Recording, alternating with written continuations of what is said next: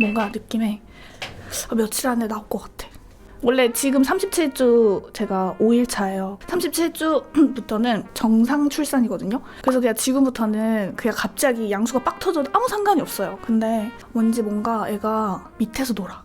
그리고 방광을 막 계속 건드려요. 그래서 이 밑에가 계속 찌릿찌릿하고요. 예전에는 이렇게 태동이 팔딱 이렇게 진짜 작은 애가 팔딱 이렇게 움직이는 그런 느낌이었거든요. 근데 요즘은 정말 큰 인간이 이렇게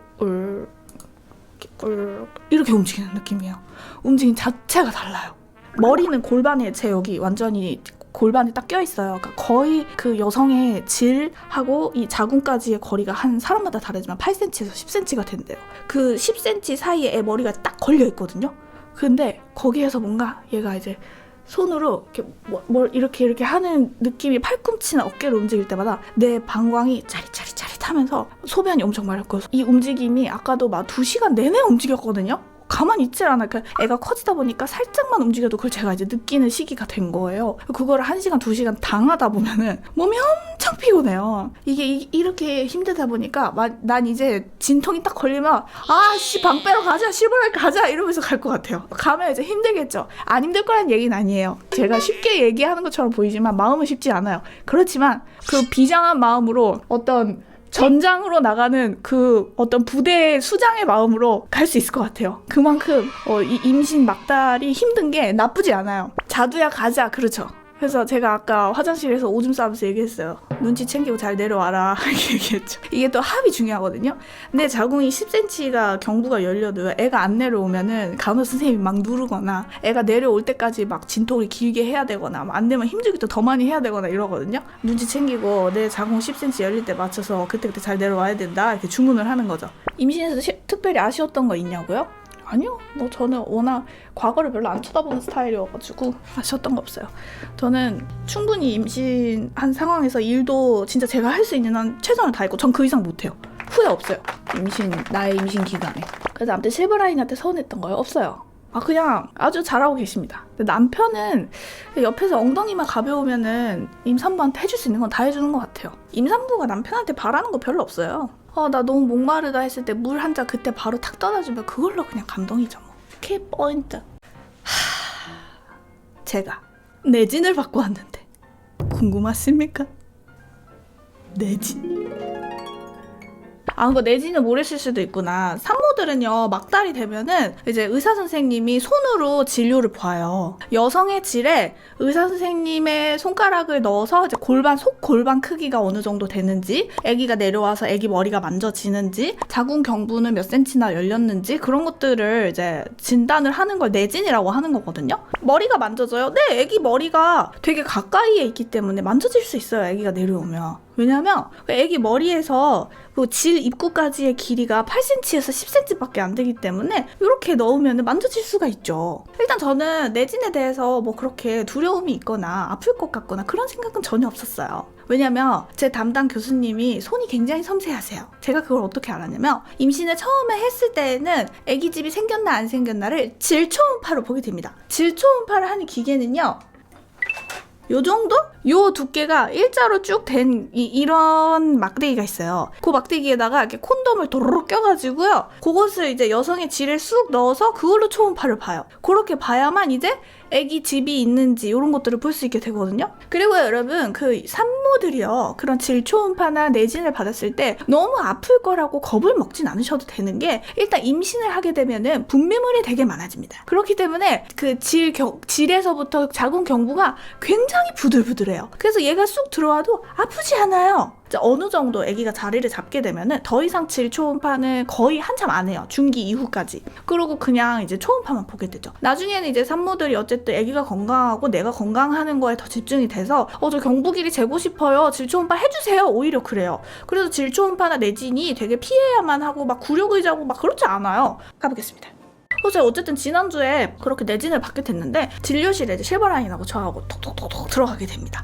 그러면 이제 오늘 내진도 하고 좀 할 거기 때문에 안쪽에서 치마 갈아입고 의자에 앉으실게요. 그래요. 진료실 옆칸에 커튼이 쳐져 있고 제가 그 안에 가가지고 속옷이랑 다 탈의를 하고 그 병원에서 주는 치마를 입기도 하는데 전 그때 제가 원래 치마를 입고 있었어가지고 그냥 제 치마를 입고 의자에 올라갑니다. 근데 그 의자가요 막 굴욕 의자다 뭐다 이러는데요. 일단은요 만삭이 되면은요 의자에 앉는데 몸뚱이가 너무 힘들어가지고 굴욕 의자고 나발이고 그런 생각이 하나도 들지 않아요. 그냥 의자는 진료를 받는 의자일 뿐이에요. 그리고 이제 선생님이 나를 잘 봐주신다는 그 기대감에 오늘은 얘가 잘 있을까? 이런 생각이 있기 때문에 전혀 굴욕스럽지 않아요. 아무튼 그래서 이렇게 의자에 딱 누워요. 그러면 이제 의사 선생님이 이렇게 오셔가지고 장갑 볼게요. 이렇게 해가지고 장갑을 딱 끼십니다. 그리고 조금 불편하실 수 있어요. 숨 쉬시고요. 그러면 그냥 굉장히 열심히 이렇게 하고 있어요. 그러면은 제가 추정하기로는 선생님의 손가락 2개 정도였던 것 같아요. 그게 그냥 쑥 들어와요.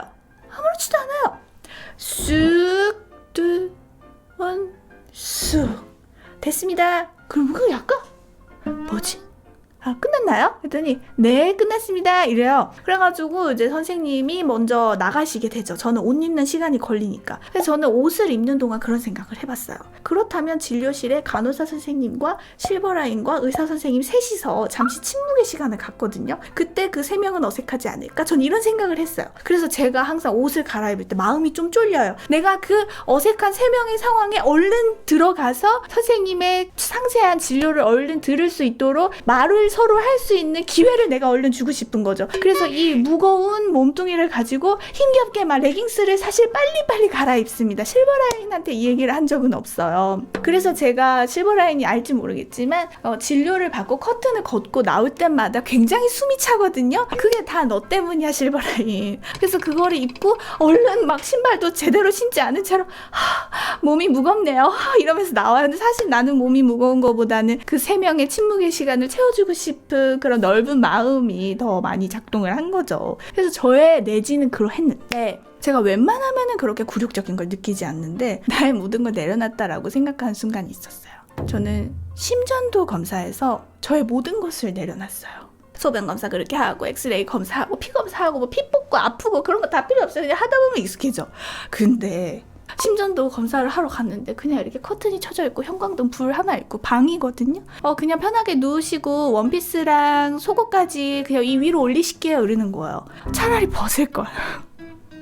제가 맨날 입는 교복 같은 니트 원피스가 있거든요. 그게 굉장히 두꺼워요. 그래서 시키는 대로 해야지 어떡해요. 그래서 원피스를 이렇게 끝까지 올렸어요. 원피스만 올리는 거 괜찮아. 그래서 제가 끝나시를 항상 입고 다니거든요. 끝나시도 올렸어. 그런데 마지막에 뭐가 있어요? 브래지어가 있잖아요. 수유브라라서 탄력성은 좋고 면이기 때문에 잘 올라가긴 올라가는데 임신한 상태에서 가슴 굉장히 커져 있잖아요. 누워있으면 얘가 옆으로 돌아가 있단 말이에요. 그 수유브라를 올리는 순간 내 가슴이 덩 하면서 얘가 이렇게 까꿍하고 있는데 난 정말 모든 것을 내려놓게 되더라고. 이 밝은 불빛. 우리 내진할 때 산부인과 교수님의 진료방은 어둡기라도 하지. 근데 그 심전도 초음파실은 그냥 지금 이 조명 환경과 다를 바가 없어. 너무 밝아. 근데 중요한 건 뭔지 알아? 밑에 레깅스는 입어가지고 배까지는 또 다 올라와 있고 양말을 신고 있어. 근데 나는 정말 가슴 2개만 내놓고 있는 거야. 차라리 그냥 레깅스도 좀 내릴걸. 상체가 차라리 전체적으로 좀 보이면은 덜 수치스러웠을 텐데 그러고 나서 이렇게 가만히 모든 것을 내려놓고 머리에 줄 하나가 쓱 빠지기 시작하면서 가슴 까고 이러고 있는데 간호사 선생님이 들어오십니다. 그 간호사 선생님이 저의 가슴에 가까이 오셔서 그 스티커를 여기 굉장히 이렇게 여러 개를 붙여주십니다. 되게 게임하는 느낌? 그리고 검사 시작하겠습니다 합니다. 그러면 난 가슴이 열려있고 스티커가 붙여진 채로 여기 한 바퀴 돌아가 있거든요. 누워서 되게 많은 생각을 합니다. 차라리 내진 받고 싶다. 질초음파가 편안하고 좋은 거였네. 그것도 있었네. 발목을 또 레깅스를 걷어 올려요. 근데 나 다리털 제모를 하다가 말았거든요. 그래서 털이 좀 있는 상태예요. 그래서 어쨌든 끝났어. 그러고 나면은 이제 간호사 선생님이 다시 뾰뾰 스티커를 떼줍니다. 띠우띠우띠우 옷 천천히 입고 나오세요 하시는데 나는 이미 뭔가 다 나간 것 같아. 그리고 그 덩 올라가져 있는 수유 브라를 이렇게 내려요. 근데 여러분들 우리 여성들이 브래지어를 입어봐서 알겠지만 그냥 올라갔던 브래지어를 내리면요 가슴이 짜부가 됩니다. 어떻게 해야 돼요? 열어서 들어 올려 해줘야 돼요. 신발을 신고 저벅저벅 실버라인한테 나가는데 오빠 심전도가 최고야. 맞아.